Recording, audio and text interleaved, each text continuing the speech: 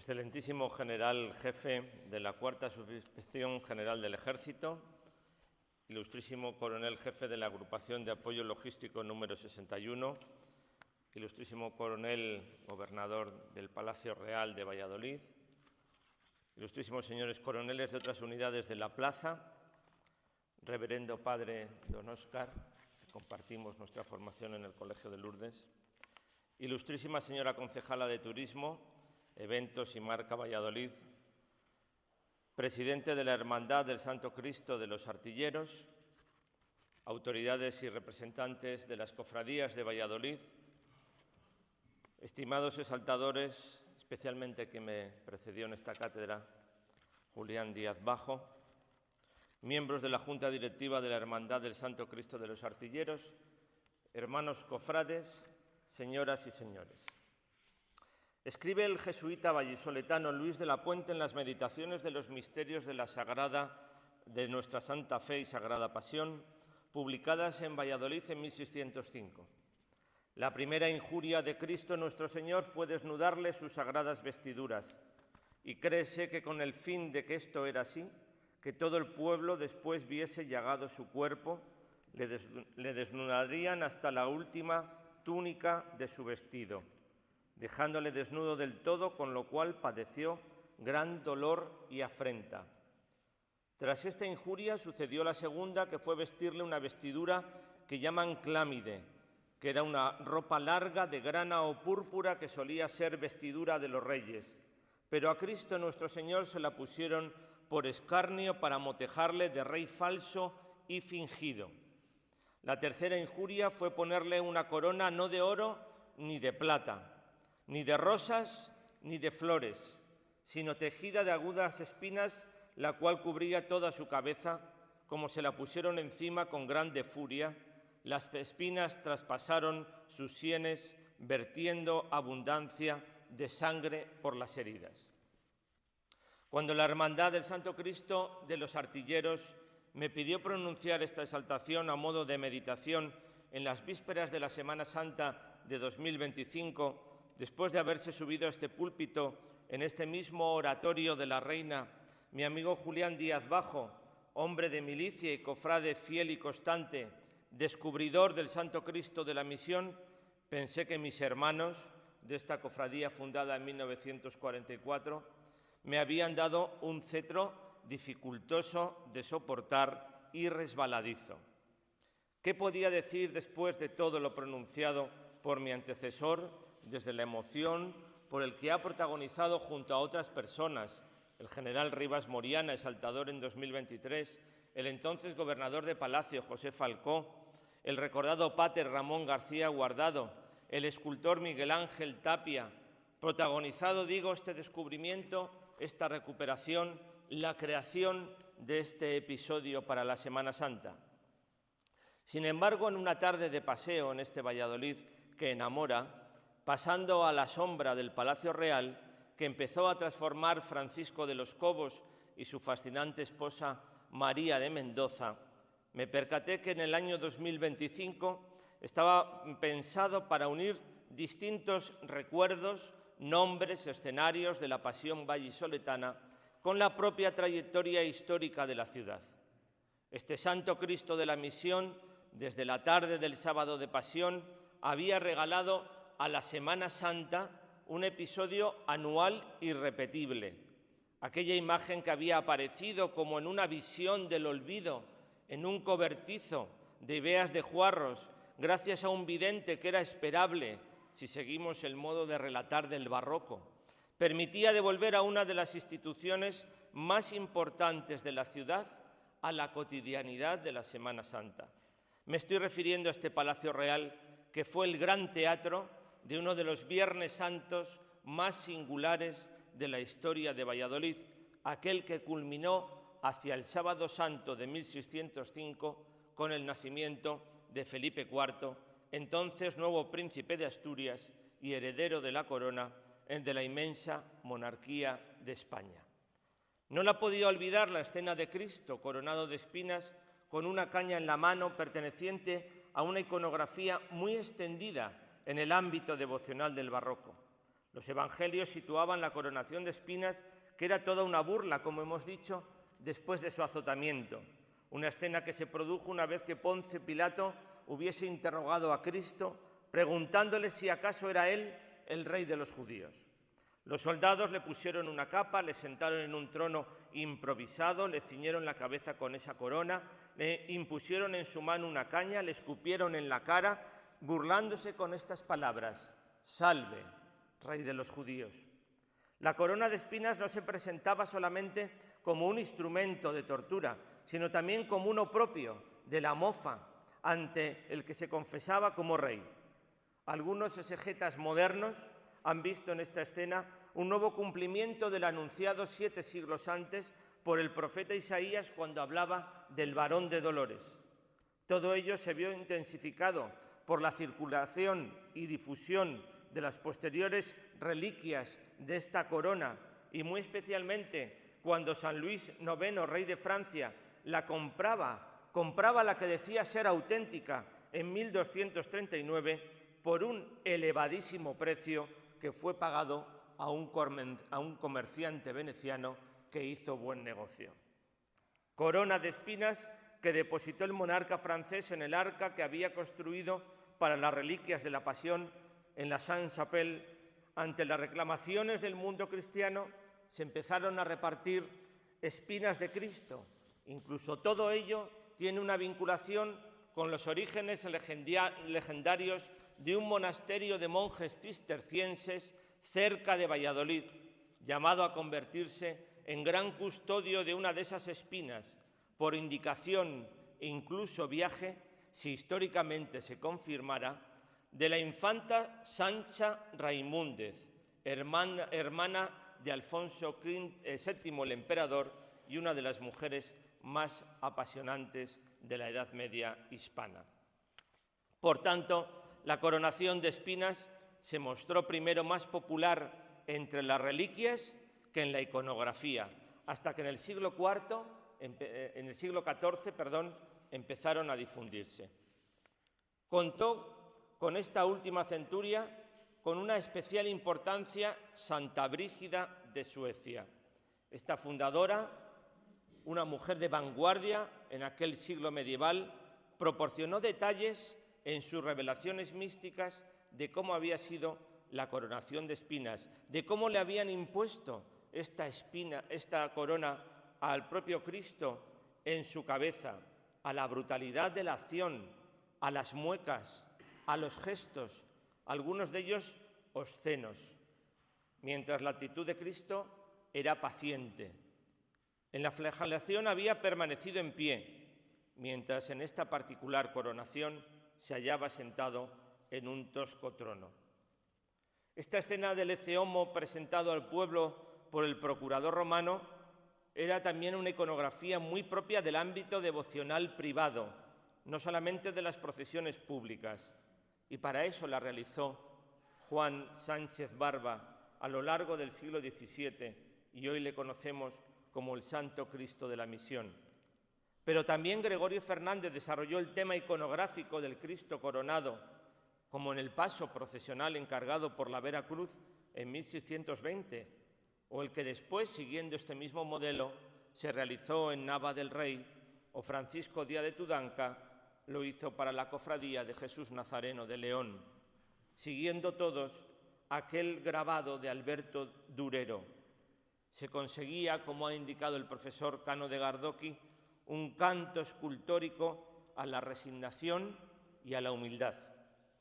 En ese pequeño espacio devocional conventual, les decía yo, esta talla de mediano tamaño permitía ser dispuesta en unas sencillas andas procesionales y ser portada alrededor de los días de pasión por los claustros de los conventos de las monjas. Quizás un día la Madre Teresa de Jesús, asomándose a aquella iglesia caprichosa de la Cofradía del Rosario, el primer rosarillo, desde este espacio, quizás desde esas tribunas que tenemos muy próximas, desde este oratorio de la Reina que después se habría de construir, se acordó de lo que contempló en la encarnación de Ávila.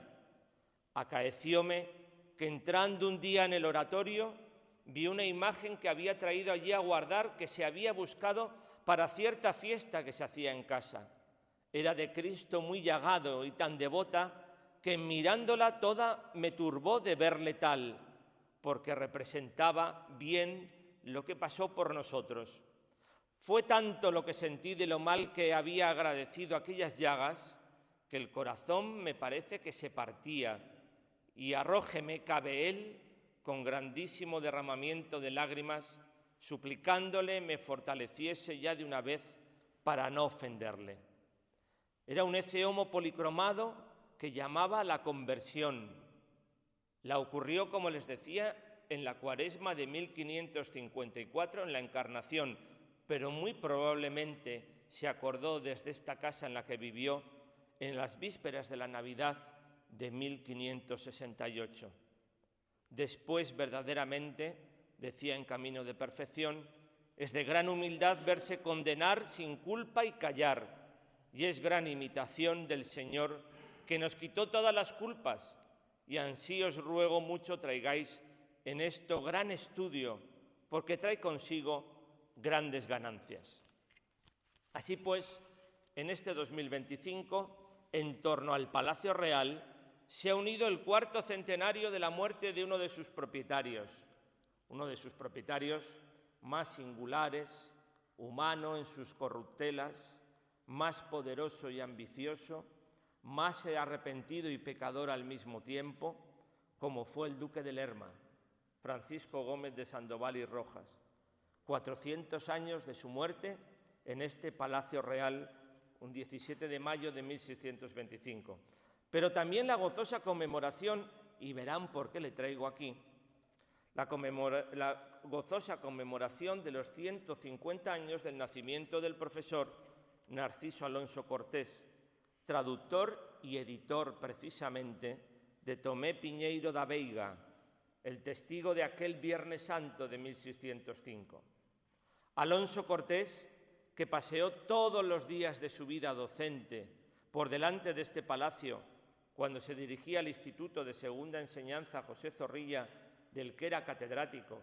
Alonso Cortés, uno de los autores e investigadores más clarividentes de la cotidianidad de las cofradías, que gracias a su análisis, a través de los pleitos que se desarrollaron primero y se conservaron después en torno al Tribunal de la Real Audiencia y Chancillería, Alonso Cortés, que desgraciadamente este hombre de poesía, de buena gramática, castellano profundo y buen intérprete de esta tierra, nunca pronunció el pregón de Semana Santa como lo hicieron algunos de sus contemporáneos.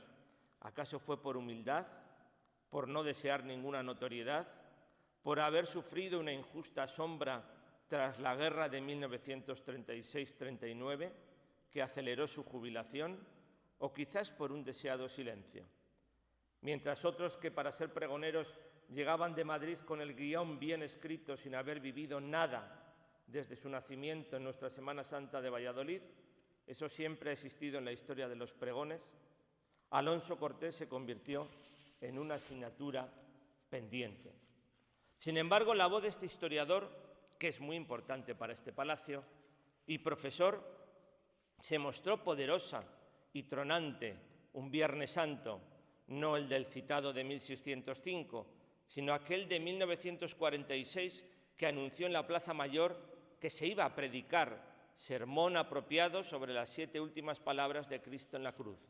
Fíjense qué versos, con voz augusta, con sacro acento, llevando el alma divino afán, bajo la bóveda del firmamento, 7 palabras resonarán. Llegad a oírlas, del Dios que gime, son los jirones del corazón, y en sus transportes amor sublime vibran los ecos de redención. Por aquel 1946 se acababa de jubilar don Narciso, acababa de entrar en la Real Academia de la Lengua, pero también encontrarse como auténtica corona de espinas el famoso pleito de hidalguía con el cual los progenitores de aquella Teresa de Ahumada de Toledo a Ávila pretendieron construir un horizonte que no había existido, ocultar una sangre que ellos pensaban manchada y deseaban limpiar, antes que viviese en este palacio aquella Teresa de Ahumada, Teresa de Jesús, con doña María de Mendoza. Aquellos versos de Alonso Cortés se volvieron a repetir en distintas ocasiones. Desde este Santo Cristo de la Misión, desde este Ecce Homo de Sánchez Barba, que ha puesto a andar en Valladolid, aunque sentado, el escultor Miguel Ángel Tapia, exalto yo también la Semana Santa desde este Palacio Real, el Palacio Real de María de Mendoza, de la mencionada Teresa de Jesús, el Palacio Real de Felipe III y Margarita de Austria, el del pecador arrepentido que quiso plasmar, quién sabe, como dijo el maestro Juan José Martín González, Gregorio Fernández en aquel ladrón San Dimas, con el paso que fue del descendimiento de las angustias, porque dicen que el duque de Lerma era el buen ladrón de ese paso del descendimiento. La Semana Santa, en definitiva, de Tomé Piñeiro da Veiga, quizás el primer periodista de este acontecimiento, de esta vivencia, de esta liturgia, en una calle indispensable para que en Valladolid permaneciese la corte y se construyese un palacio para un rey de la monarquía católica y hegemónica. Estamos hablando del 8 de abril de 1605. Piñeiro ofreció un apacible retrato de los 4 meses que vivió en la ciudad de los Reyes, entre abril y julio. Había nacido en Coimbra, se había formado en leyes y después, vamos a pasar por ello, se mostró contrario a la monarquía de España, cosas de los giros políticos. Sin embargo, es conocido por la redacción de esa divertida crónica, la Fastiginia o Fastos Geniales, las procesiones, las cofradías y los pasos no realizados en madera policromada son algunos de los motivos de admiración de este cronista portugués. Continuamente está comparando con las costumbres de Portugal. Consideraba que estas procesiones de Valladolid disponían de mucho más orden, eso sí. Él confunde algunos datos, conventos de los que parten los cortejos, descripciones de los pasos que corresponden a cada una de las cofradías, números de hermanos, de luz y de sangre, pero es que no se va uno a confundir cuando se viene de fuera. Sin embargo, es una descripción de valor inmenso. Dice Piñeiro, en lugar de nuestras banderas pintadas traen pasos de bulto, de altura proporcionada, los más bellos y hermosos que se puede imaginar. Y eso que no eran los de Gregorio Fernández. Porque estos de Valladolid, continúa, son los mejores que hay en Castilla, por la proporción de los rostros y aderezos de las figuras, que todos de la misma materia, de cartón y de lino, de que están formados, muy parecidos todos, eso lo digo yo, que conservamos milagrosamente de la borriquilla. En aquel Viernes Santo que iba a ser histórico para la monarquía de España, no podía faltar esa presencia de Felipe III. Cuando la procesión que había salido del convento de la Merced Calzada con la Cofradía de la Piedad pasó por delante de este Palacio Real de la Plaza de San Pablo, el rey, qué bonito gesto, la contempló detrás de las vidrieras acompañada de su hija Ana de Austria, de tan solo 3 años y medio. El padre enseñando la Semana Santa a su hija. El cortejo estaba compuesto por 1 millar de disciplinantes y otros 600 hermanos de luz. Piñeiro también pudo relatar las que partieron desde San Agustín con la Cofradía de Jesús y la Vespertina de la Soledad, la Cofradía de las Angustias, con la participación de los frailes dominicos y una duración de 3 horas y media. Es cofradía de gente más grave, refiriéndose a ilustres y muy reverenciados hombres de leyes. Hay cosas que no cambian. La reina Margarita de Austria se había dejado ver en el oficio de la cruz de aquel Viernes Santo, de su maternidad. La reina ya había parido 2 veces, pudiendo contemplar las mismas procesiones que pudo describir Piñeiro da Veiga. Dice Piñeiro, casi como un ginecólogo, sentía algunas molestias, disimulaba porque tampoco se creía en el término. Y el ansiado príncipe Felipe nació en las primeras horas de la noche del viernes al sábado santo. Acudió el duque de Lerma a los gemidos del niño, dice el cronista, que también salió llorando, como cualquier hijo de vecino. Era una muestra más del humor especial del cronista portugués, anunciado el nacimiento a través de las campanas, aunque el bronce resultaba tan extraño en aquel día de la pasión de Cristo, lo que provocó la sorpresa y la confusión primero y la alegría sin medida después. Campanas que tenían algo de voz divina y que escucharon todos en Valladolid, incluido Miguel de Cervantes, que era morador de la ciudad. Al principio se tuvo por fuego y luego se publicó la nueva, tocando las campanas toda la noche, lo cual extrañados los portugueses porque nos pareció fuera de tiempo esta alegría. Pero los castellanos, dice, en estas materias no guardan nuestro respeto y compostura. Dicen las viejas de Castilla, continúa, que los que nacen en Viernes Santo como el príncipe son zaorís, que son los que ven las aguas y huesos debajo de la tierra. Como afirma Joaquín Díaz, la Fastiginia de Tomé Piñeiro da Veiga, más que un libro de viaje y de un viajero, se trata de un diario de estancias y de un morador. Después, esa Fastiginia fue publicada y traducida al portugués por Narciso Alonso Cortés. Decían de Piñeiro, fue uno de nuestros raros antiguos, que rió en prosa. Él mismo siente su originalidad. Reconócese discordante, su mérito particular no le pasa inadvertido. Pues todo eso pasó en las Semanas Santas desde este Palacio Real.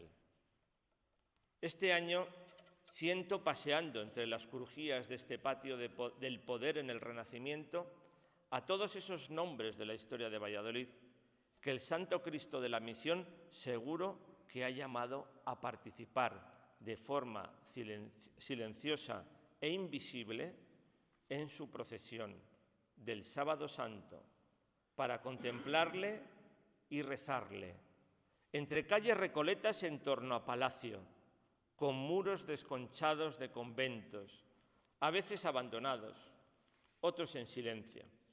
La misma tarde de las 5 llagas, de los salmos de las clausuras, de los gestos marciales, de los soldados que cubren la carrera. ¿Por qué, Santo Cristo de la Caña, Santo Cristo de la Misión, ece homo, estás rodeado de soldados, estos generosos, que parecen purgar el pecado de aquellos que con penachos y gestos condenatorios, servidores o serviles de un poder romano que no preguntaba ni se admiraba, solamente sancionaba al que era inocente? ¿Por qué está rodeado de ellos? Estos soldados que te portan, Señor, sobre sus hombros, se parecen más a aquel centurión que te indicó cuando predicabas: yo no soy digno que entres en mi casa, pero una palabra tuya bastará para sanarle.